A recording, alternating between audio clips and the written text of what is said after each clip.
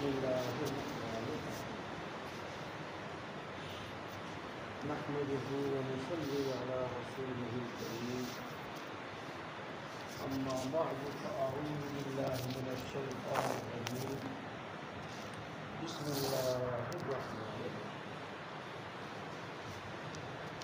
يا أيها الذين آمنوا اتقوا الله وكونوا مع الصادقين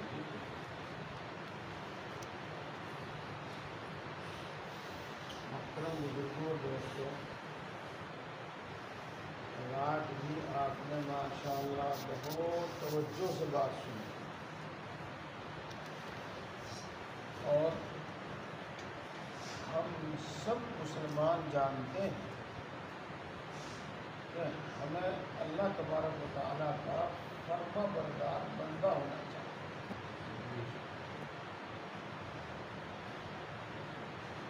اللہ تبارک و تعالیٰ نے جب اس انسان کو دنیا میں بھیجا، حضرت آدم علیہ السلام کو اور ان کے ساتھ جو بھی آئے دنیا میں زمین پر، جب ان کو زمین پر بھیجا اللہ نے یہ ارشاد فرمایا تھا کہ دنیا میں تمہارے واسطے زندگی گزارنے کا طریقہ بھیجوں گا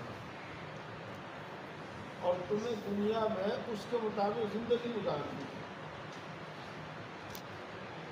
اور جب تم اس کے مطابق زندگی گزارو گے تو پھر تمہارے واسطے نہ کبھی کوئی رنج ہے، نہ کوئی غم ہے، نہ کوئی ڈر ہے۔ اہبطوا منها جميعا فإما يأتينكم مني هدى فمن تبع هداي فلا خوف عليهم ولا هم يحزنون۔ اس آیت شریفہ کا یہی مطلب ہے۔ بہرحال ہم سب کو، ہم میں سے ہر ایک کو، چھوٹے سے لے کر بڑے تک، عالم سے لے کر ناواقف و جاہل تک، ہر شخص کو یہ فکر رہنی چاہیے کہ میں اس دنیا میں اللہ کا پورا فرما بردار بندہ بنوں اور میں اس دنیا سے جاؤں تو اللہ کا فرما بردار، متقی اور پرہیزگار بندہ ہو کر جاؤں۔ اور جب آدمی اللہ کا فرما بردار بندہ ہوگا تو اللہ سے راضی ہوگا اور پھر وہ سب کچھ انعام ہوگا جو اللہ تبارک و تعالیٰ نے اپنی اطاعت اور فرما برداری پر، اپنی عبادت پر رکھا ہے، مقرر کیا۔ بہرحال ہمارے کرنے کا کام یہ ہے میرے بھائیوں کہ ہم اپنے اوپر محنت کریں اور اتنی محنت کریں کہ خلوت میں، جلوت میں یعنی تنہائی میں اور عام زندگی میں، تندرستی میں، خوشحالی میں، بیماری میں، تندرستی میں، یعنی ہر حال میں اللہ کے مطیع اور فرما بردار بندے بنے رہیں۔ اپنے اوپر یہ محنت کریں۔ اور میرے بھائی، جس نے اپنے اوپر یہ محنت کر لی اور جو اس دنیا سے اس حالت میں گیا کہ اللہ کا فرما بردار بندہ ہو کر گیا اور دنیا میں اس نے اللہ کا فرما بردار ہو کر زندگی گزاری، تو اسی کے لیے کامیابی ہے، اسی کے لیے راحت ہے، اس کے علاوہ کسی کے لیے نہیں ہے۔ بات پوری سمجھنی چاہیے، ادھوری نہیں، ادھوری سے بات گڑبڑ ہو جاتی ہے۔ ایک شخص نے اپنی زندگی میں بہت کمایا، حتیٰ کہ وہ اربوں روپے کا مالک ہو گیا، اور اس دنیا سے جب وہ گیا تو بہت کچھ زمین، جائیداد، سرمایہ چھوڑ کر گیا، تو اس کی کامیابی ناکامی کا حساب اس پر نہیں ہے، بلکہ دیکھا یہ جائے گا کہ اس نے اللہ کی فرما برداری میں کتنی محنت کی اور اللہ کا کتنا فرما بردار تھا۔ اسی طریقے سے سمجھتے چلے جائیے گا۔ ایک شخص نے محنت کی، خوب محنت کی، حتیٰ کہ وہ ملک کا بادشاہ بنا، پردھان منتری بنا، صدر بنا، کچھ بھی بنا، تو اس کی کامیابی ناکامیابی کا پیمانہ یہ نہیں ہے، یہ نہیں۔ دنیا میں اس کو کچھ بھی کہا جائے گا، لیکن اللہ کے یہاں اس کو ان چیزوں میں نہیں پرکھا جا رہا ہے، پرکھا جا رہا ہے اس پر کہ اس نے اللہ کی اطاعت کے ساتھ زندگی گزاری، یہ اللہ کی نافرمانی کے ساتھ زندگی گزاری، یہ اللہ کا کتنا فرما بردار تھا، کتنا نافرمان تھا، اس پر پرکھا جاتا ہے۔ اور کامیابی ناکامی، خوش قسمتی بدقسمتی کا فیصلہ اس سے ہوگا۔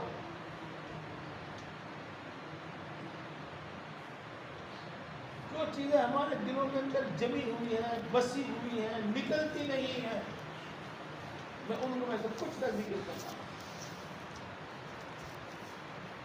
ہمارے بچے نے امتحان پاس کر لیے، ڈگری لے لیا، کوئی سی بھی ڈگری لے لی، میں اس کو فضول نہیں کہتا، میں اس کو بیکار نہیں کہتا،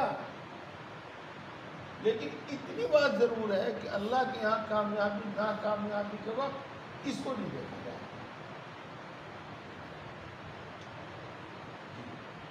بلکہ دیکھا اس کو جائے گا کہ اللہ کا فرمانبردار کتنا تھا، اس کو دیکھا جائے، اور سب فیصلے اسی کے مطابق ہوں گے، سب فیصلے اسی کے مطابق۔ تو بھائی اپنے اوپر محنت کرنی ہے، اور کیا محنت کرنی ہے؟ اپنے آپ کو اللہ کا پورا فرما بردار بندہ بنانا۔ اس کے بہت سارے الفاظ اللہ کے رسول صلی اللہ علیہ وسلم کا پکا سچا امتی بننا ہے،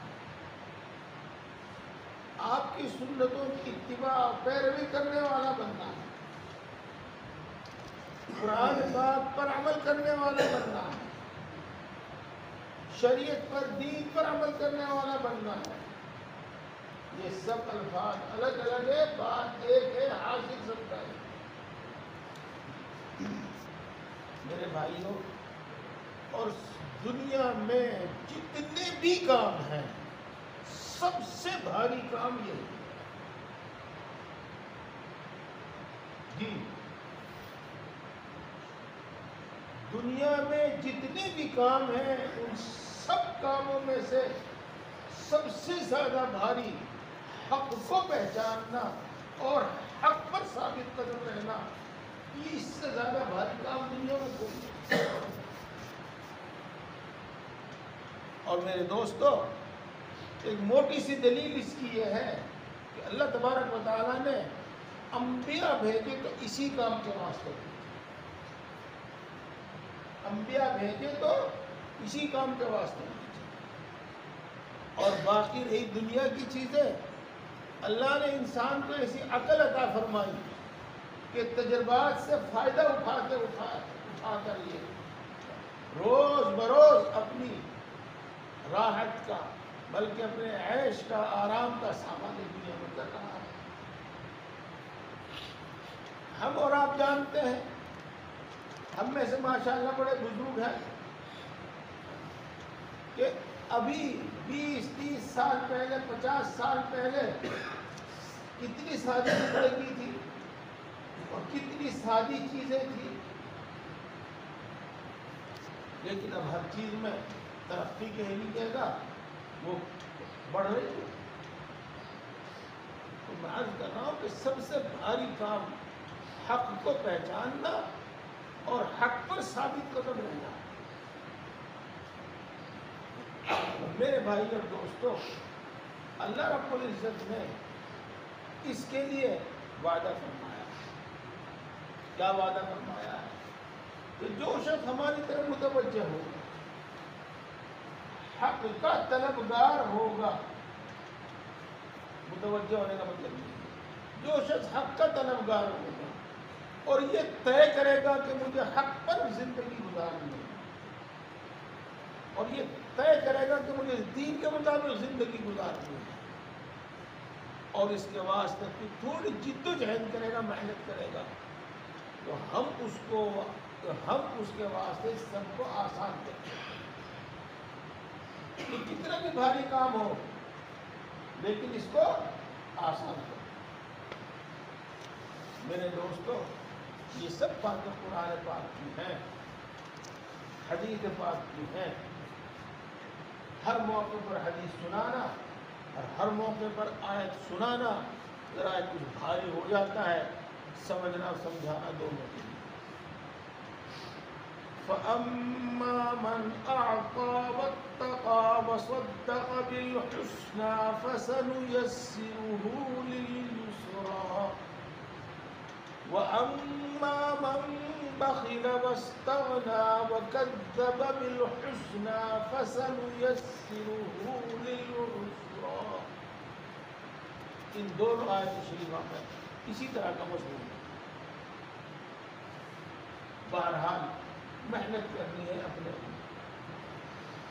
اور جس طریقے سے دنیا کا کوئی کام سیکھے بغیر نہیں آتا اور جس طریقے سے دنیا کا کوئی کام استاد کے بغیر نہیں آتا، تو پیارے بھائیوں، دین بھی سیکھنا ہے، دین پر عمل کرنا بھی سیکھنا ہے، علم کا بھی استاد بنانا ہے، عمل کا بھی استاد بنانا ہے. اور جب ہم علم و عمل کا استاد بنا کر دین سیکھنے کے واسطے تیار ہوں گے تو انشاءاللہ العزیز آسان طریقوں سے دین پر چلنا سکھا دیں گے.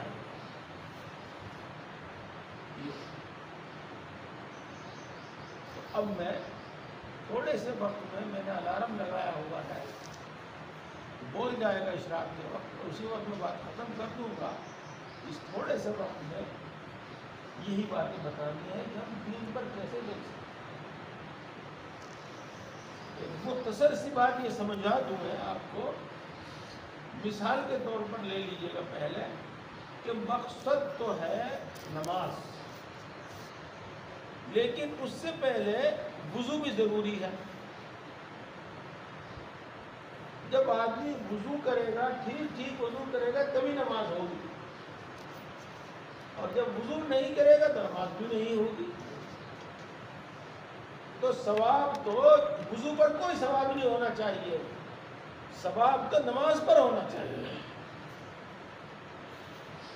لیکن اللہ تبارک و تعالیٰ کے یہاں ایسا نظام ہے، اللہ تبارک و تعالیٰ اتنا کریم ہے کہ اس نے نماز پر الگ ثواب رکھا، وضو پر الگ ثواب رکھا، بلکہ گھر سے چل کر مسجد پہنچنے پر الگ ثواب رکھا. تو جو عبادت ہے اور اپنی ذات کو مقصود ہے ان پر تو ثواب ملتا ہی ہے، لیکن آدمی جو ایسا عمل کرتا ہے جس سے کہ اللہ کا فرما بردار بن جاوے، عبادت گزار بندہ بن جاوے، ان اعمال پر بھی بڑا ثواب ملتا ہے. تو اس وقت کچھ اعمال بتائے جائیں گے اور وہ سب کے سب اعمال ایسے ہوں گے کہ ان سے بذات خود ان پر عمل کرنے سے، وہ کام کرنے سے بڑا ثواب ملے گا، اور اس کے ساتھ ساتھ دین پر چلنا بھی آسان ہے. اس کے ساتھ ساتھ دین پر چلنا بھی آسان ہے. پیارے بھائیوں، ان میں سے ایک عمل ہے دین سیکھنا، علم دین حاصل کرنا، دین سیکھنا. دین سیکھنا اپنی ذات میں بھی بڑی عبادت ہے، اس پر بڑا اجر و انعام ہے، اور دین سیکھنے کے بدولت ہی ہم دین پر چل سکتے ہیں، اور دین سیکھے بغیر دین پر نہیں چل سکتے. اور یہ ایسی بات ہے جس کے لیے دلیل دینے کی ضرورت نہیں، جس کے لیے مثال دینے کی ضرورت نہیں. اب میں بتاؤں آپ کو ہمارے بزرگوں نے، ہمارے علماء کرام نے ہمارے لیے پورا سامان جمع کر رکھا ہے۔ ایک کتاب ہے، اس کا نام ہے اصلاحی نصاب، اور اس میں چھوٹے چھوٹے کئی مثالیں ہیں، چھوٹی چھوٹی کئی کتابیں۔ اگر آدمی ان کتابوں ہی کو پڑھ لے، ان کتابوں کو سن لے، ان کے مضامین بار بار پڑھ کر، بار بار سن کر دماغ میں جما لے، تو اس کے لیے ضرورت کا، اس کی ضرورت کے مطابق دین کا علم اس کو حاصل ہوگا۔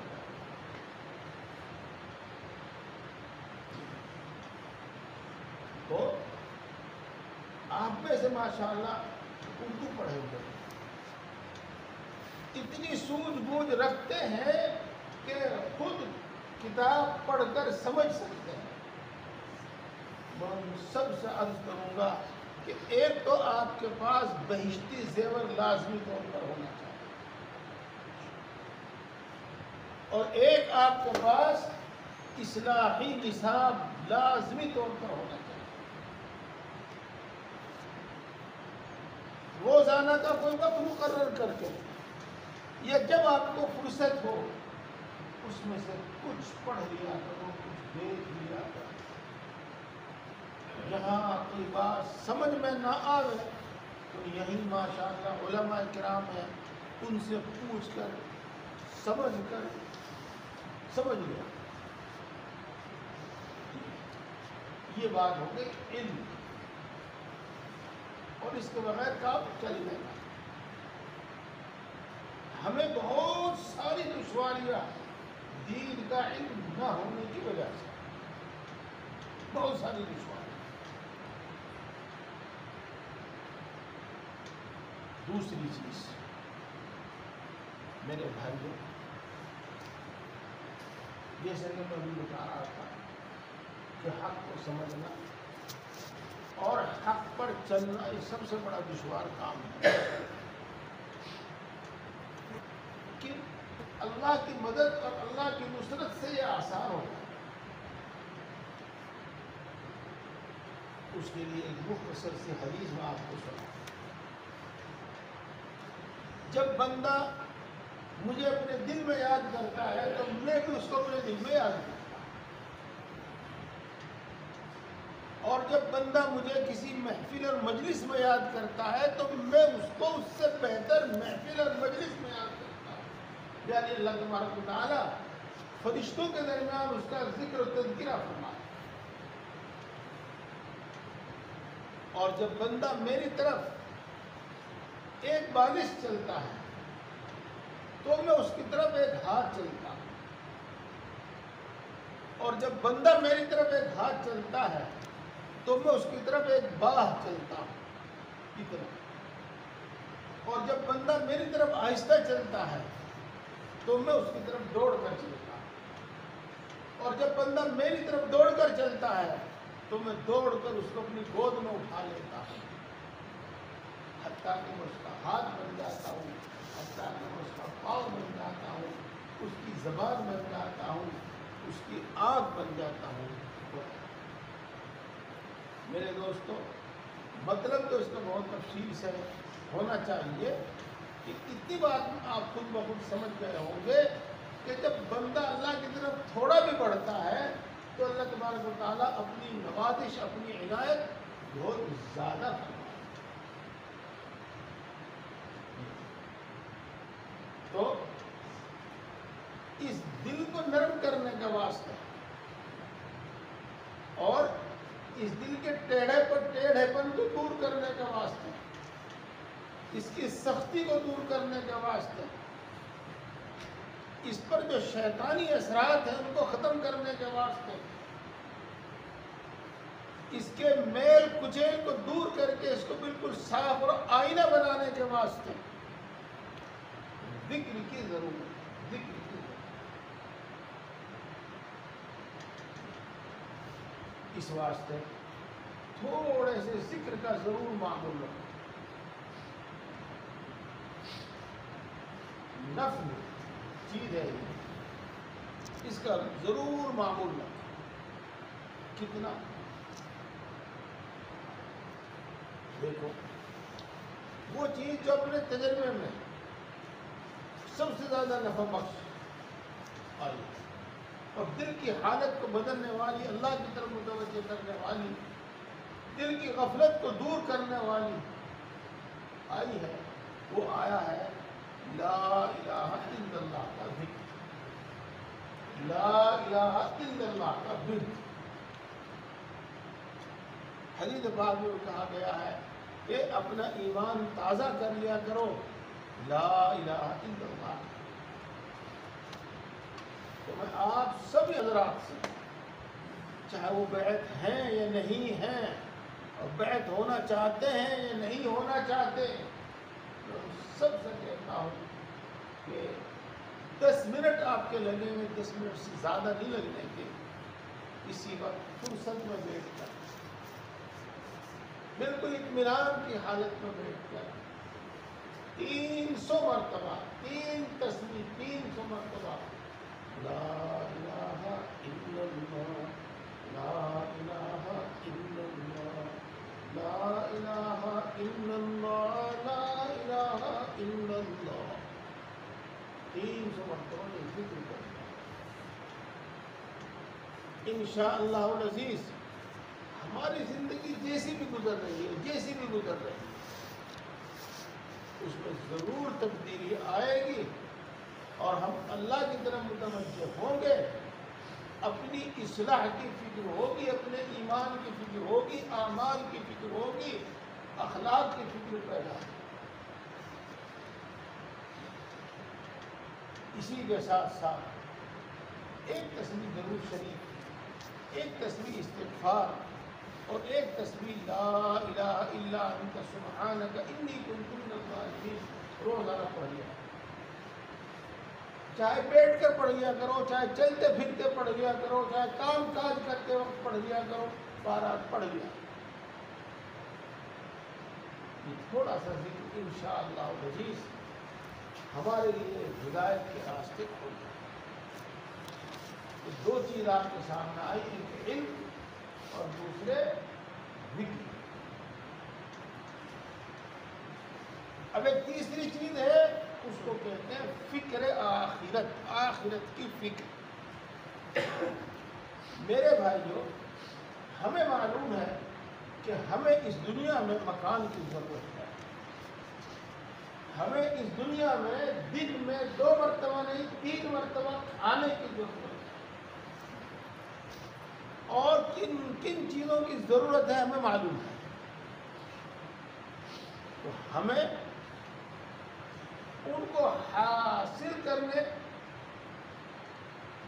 کی بھی فکر ہے، اور ہم اس کے لیے کرتے بھی ہیں. کتنی محنت کرتے ہیں، کتنی جد و جہد کرتے ہیں، وہ سب کو پتا ہے. اگر برا نہ مانے آپ تو میں یوں کہہ دوں کہ ہم میں ہر انسان ایک گدھے کی طرح صبح سے لے کر شام تک سونے کے وقت تک بس اس کے سامان جمع کرنے میں منہمک اور مشغول رہتا ہے. وہ چاہے نوکری کرے، چاہے وہ تجارت کرے، چاہے وہ کھیتی باڑی کرے، چاہے کچھ اور کام کرے،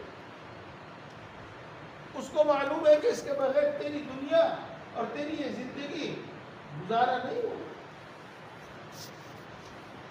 اسی لیے ذلت کے کام بھی کرتا ہے، مشقت کے کام بھی کرتا ہے. جو کرنا نہیں چاہتا وہ بھی کرنا پڑتا ہے. پیارے بھائیو، مرنے کے بعد ہمیں جہاں رہنا ہے اور ہمیشہ رہنا ہے، وہاں کا حال ہمیں معلوم نہیں. نہ ہم نے جاننے کی کوشش کی، نہ ہم نے جاننے کی کوشش کی، نہ ہمیں بتایا گیا.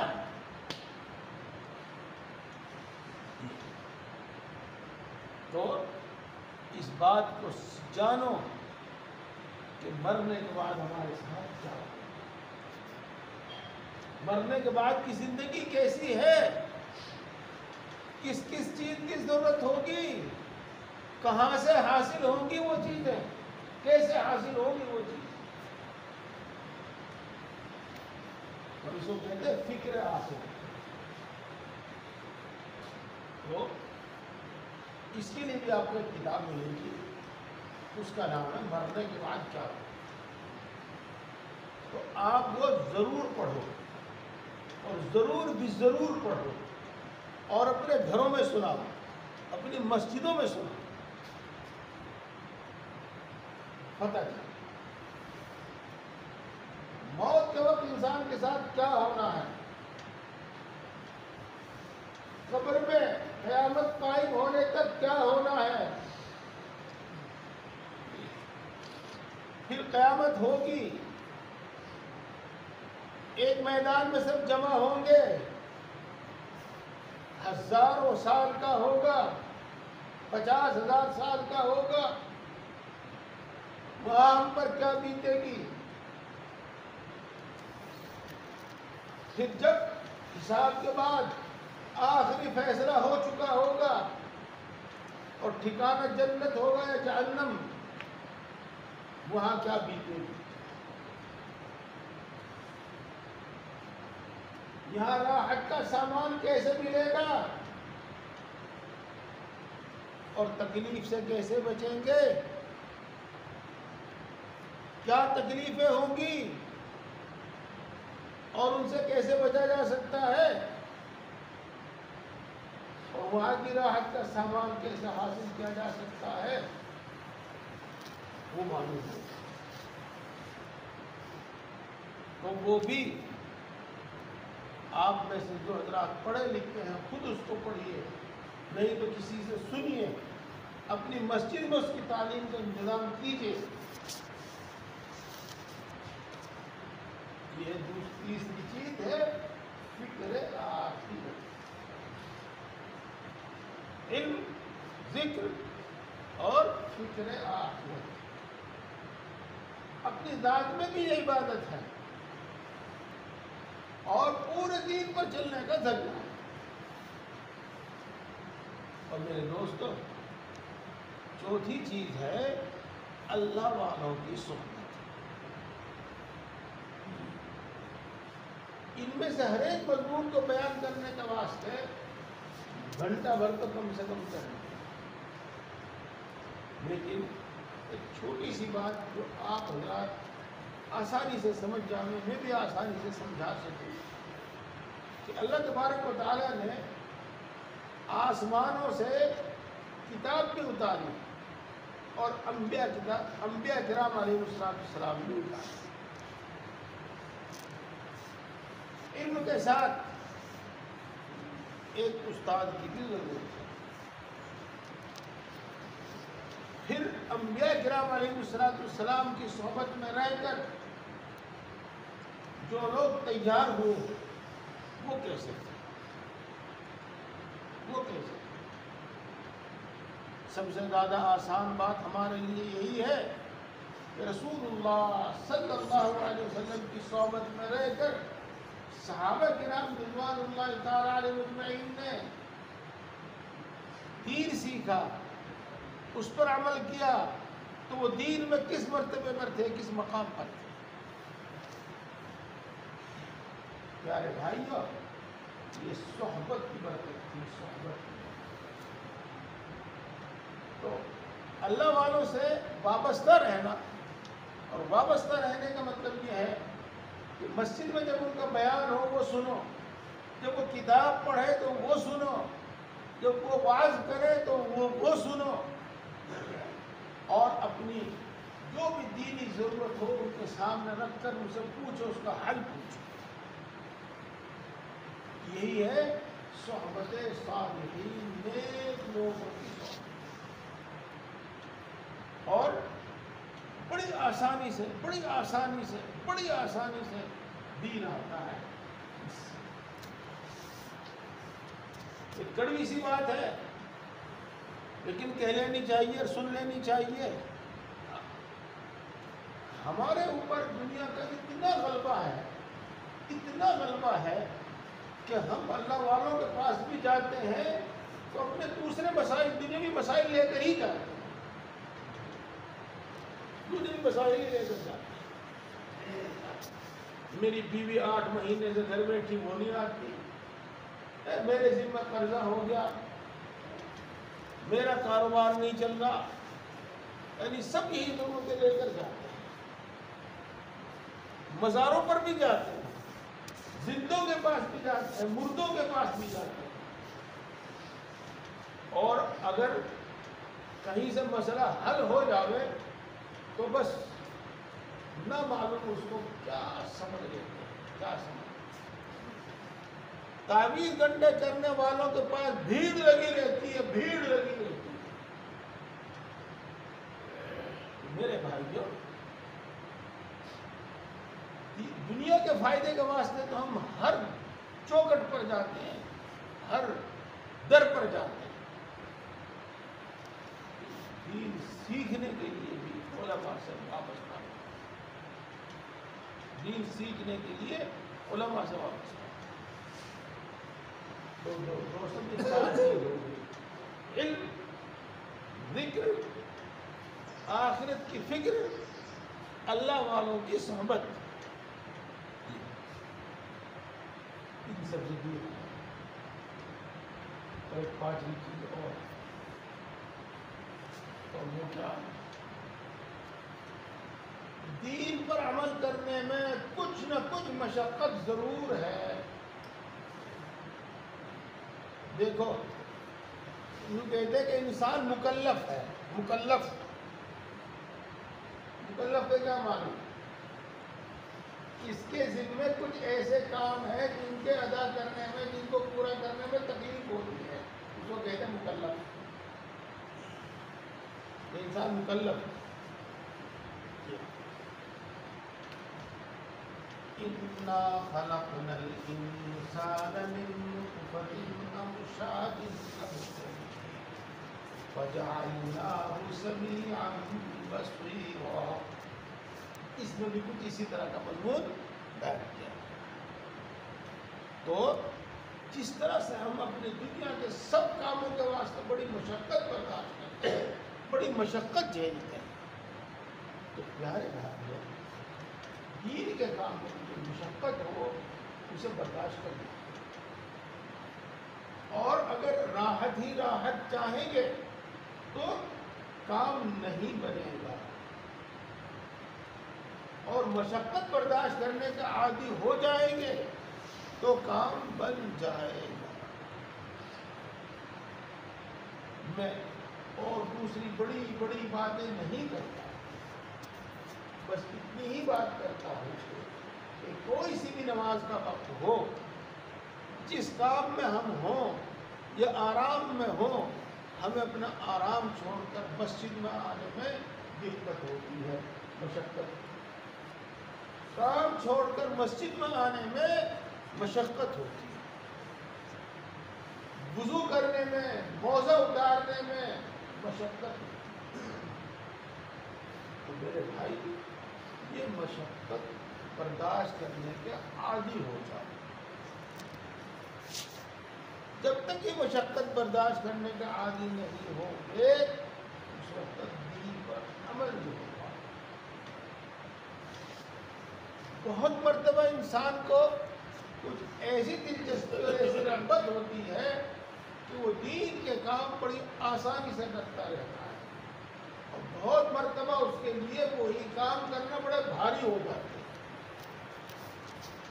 آسان ہو یا بھاری, دین کے کام میں جو مشقت ہو اسے برداشت کریں.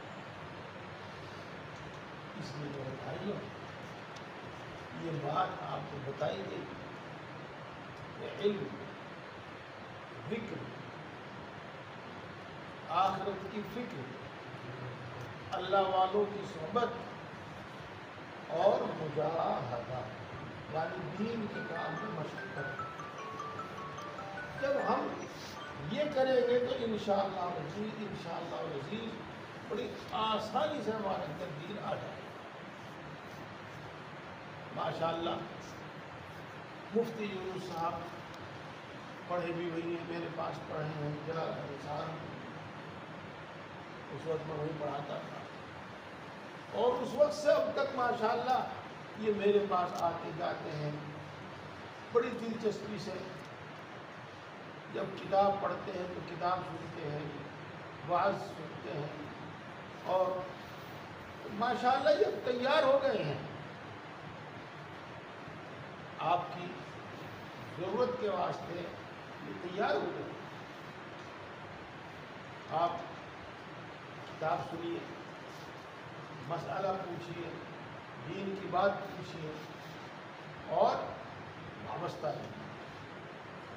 جو میں نے آپ کو رات بتایا، جو میں نے آپ کو اب بتایا، انشاءاللہ اپنے دوسرے اوقات میں مفتی صاحب ان چیزوں کو خوب آسان کر کے اور کھول کر آپ کو بیان کرتے رہے۔ بہرحال رات بھی آپ نے سنا تھا، اب بھی آپ نے سنا، اور ہماری عقل کہتی ہے، ہماری طبیعت اس کو مانتی ہے، ہم دین کے مطابق زندگی گزارتی ہے، تو دین کے مطابق زندگی گزارنے کا طریقہ یہ ہے جو میں نے آپ کو بتایا۔ اللہ تبارک تعالیٰ ہم سب کو توفیق عطا فرمائے اور ہمارے لیے آسان وآخر دعوانا الحمدللہ رب العالمین۔ اشراق کا وقت ہو گیا ہے، وضو ہے کا 4 رکعتیں پڑھ۔ سبحان اللہ۔